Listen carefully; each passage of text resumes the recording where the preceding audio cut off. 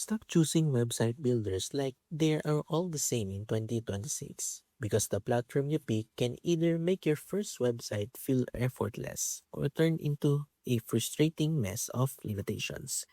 Building websites today is not just about dragging and dropping blocks anymore.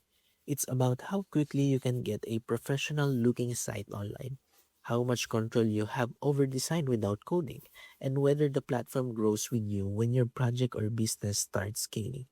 On one side, you have a highly polished website builder known for its modern templates, strong design flexibility, and beginner friendly experience that still manages to feel powerful when you want more customization.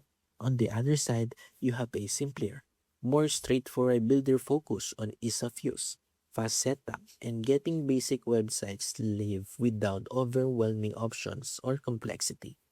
So before you decide, think about your goal. Do you want a visually powerful, flexible platform that lets you design almost anything?